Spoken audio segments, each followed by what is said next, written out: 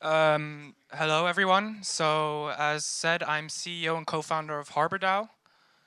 Um, Harbors are usually a place where boats come to get shelter. They're where vessels park. They have structures to protect them, and we're trying to do the same thing with people who are trying to get onto the blockchain and get into different ICOs, try and diversify into different tokens, and we want to offer this option to holders as well. So what we do, or what we've coined, we call decentralized autonomous token array. That means Harbor is pretty much a framework around practically a wallet, and everyone who owns one of our tokens is allowed to vote on the composition of our wallet. So if you have a token, or if you have Harbor tokens, you're allowed to propose that new tokens are bought. You're allowed to propose that old tokens are sold, or you're allowed to propose, for example, that we should contribute in a new ICO. All you have to do then is you have to get enough votes, and if the entire, or if the majority of our DAO agrees with you, then automatically this system will buy those new tokens or will sell those new tokens. Everything we're building is based on smart contracts, so we want to build it fully decentralized. It's going to be fully transparent. So yeah, one of the benefits of this as well is that there is no middleman. Our goal is to eliminate ourselves from the project. So what we're doing here is we're building a framework, and if it works at one point, then we can let it out into the wild and it will run itself.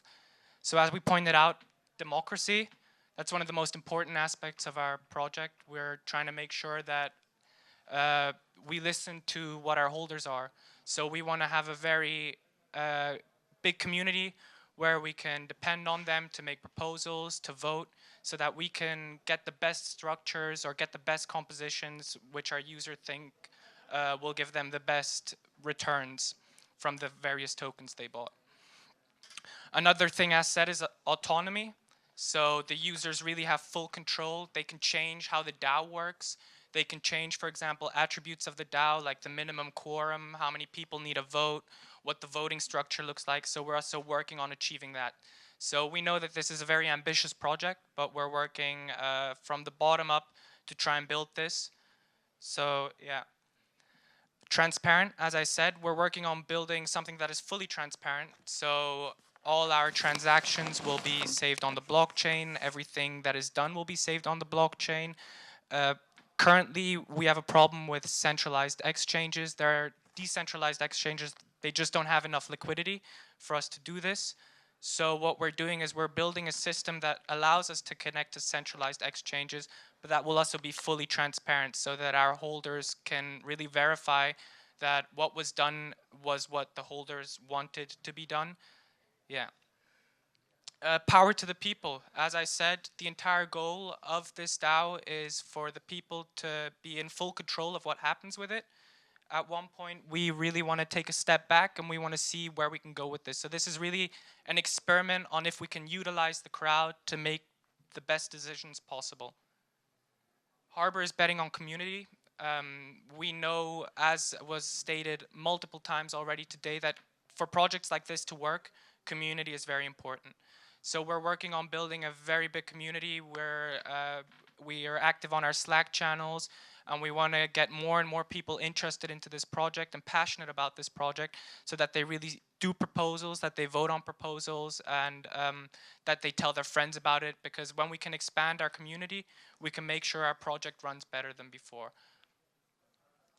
One of the other projects that we're working on in Harbour is a project called Faro. What Faro is going to be, or what our goal is with Faro, is due diligence for ICOs. We want to do that decentralized. So how we do that is something we call proof of verification. What happens here is there are signing authorities, which people submit documents for various ICOs, like addresses, etc. Signing authorities then sign these documents to make sure that they're right, and you get rewards for them. Reliable information is rewarded with validation points, so which will entitle you to some of the payouts that we get for some of the fees from this system. We reward participants for valid validations, which are then validated by other validators in the entire system.